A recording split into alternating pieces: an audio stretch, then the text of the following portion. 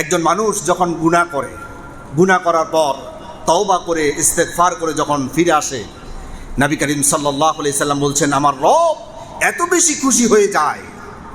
মরুপ্রান্তে এক বেদুইন তার রসদ সামগ্রী নিয়ে সে মরুভূমিতে চলন্ত অবস্থায় কোথাও এক জায়গায় গিয়ে সে বিশ্রাম নিল। বিশ্রাম করতে গিয়ে সে ঘুমিয়ে পড়ল। ঘুম ভাঙার পর দেখলো তার রসদ নেই, তার ওটটাও নেই, সে কোথাও হারিয়ে গেল। সে বুঝতে পারলো মরুপ্রান্তর এক প্রান্ত থেকে আরেক প্রান্ত দেখা যায় না, এক প্রান্ত থেকে অপর প্রান্তে পায়ে হেঁটে পার হওয়ার মতো কোনো সুযোগ নাই।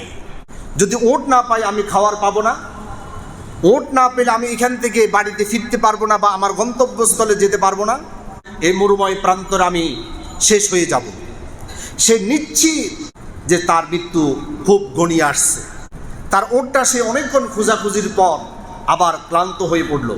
নিশ্চিত হয়ে গেল যে আমার ওট যেহেতু নাই, আমার খাবার দাবার সব কিছু নিয়ে সে যখন হারিয়ে গেল, এখন আমার মৃত্যু ছাড়া আর কোনো উপায় নাই। সে ঘুম থেকে উঠে আবার তার পাশেই তার ওটটা দেখলো, সে তার রসদ সহ আবার ফিরে এসেছে। ওই আল্লাহর বান্দা কেমন খুশি হবে? সে নতুন জীবন পাওয়ার একটা আনন্দ তার ভিতরে কাজ করবে কি করবে না? তার চাইতে অধিক পরিমাণ খুশি হয় যখন একজন আল্লাহর বান্দা গুনাহ থেকে ফিরে এসে আল্লাহর দিকে রুজু হয়ে যায়। সুবহানাল্লাহ। সহিহ বুখারীর হাদিস নাম্বার 6309 আন আনাস রাদিয়াল্লাহু তাআলা আনহু قال قال رسول الله صلى الله عليه وسلم আল্লাহু আফরাহু বিতাওবাতি আবদিহি মিন আহাদিকুম সাকাত আলা বাঈরিহি। প্রিয় নবীজি সাল্লাল্লাহু আলাইহি সাল্লাম বলছেন, আল্লাহু আফরাহু বিতাওবাতি আবদিহি, আল্লাহর কোন বান্দা যখন আল্লাহর কাছে তাওবা করে আবার সে ফিরে আসে, আল্লাহ রাব্বুল আলামিন এত বেশি খুশি হয়ে যায়।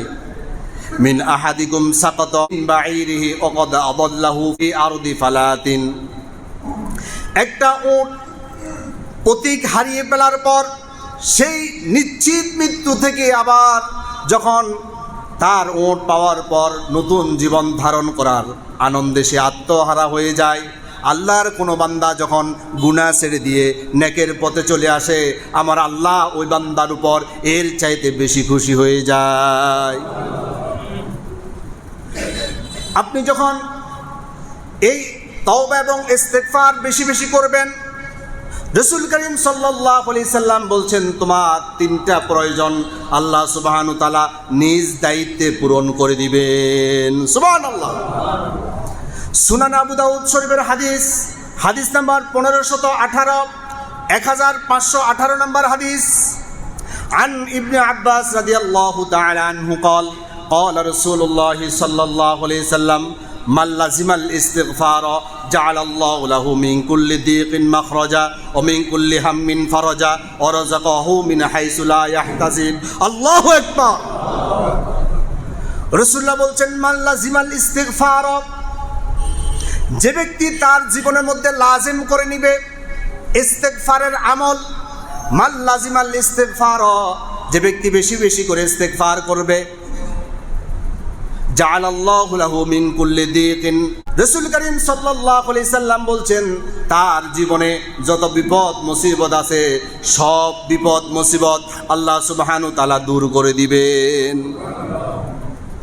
অমিন কুল্লি হাম্মিন ফারাজা, যত দুশ্চিন্তা এবং টেনশন আছে সকল দুশ্চিন্তা এবং টেনশনগুলো আল্লাহ তাআলা সব কিছু মুছে দিবে। সুবহানাল্লাহ।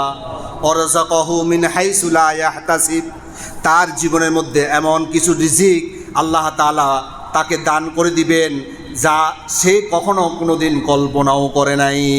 সুবহানাল্লাহ। এবার একটু খেয়াল করেন তো, এই তিনটা বিষয় আমাদের প্রত্যেকের দরকার আছে না নাই?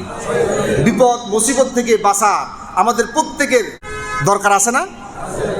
আমাদের থেকে যত টেনশন আছে, যত দুশ্চিন্তা আছে, এই দুশ্চিন্তা থেকে মুক্তি লাভের জন্য আমরা প্রত্যেকেই আপন গতিতে বিভিন্ন ধরনের কর্মকাণ্ড করে থাকি কি থাকি না?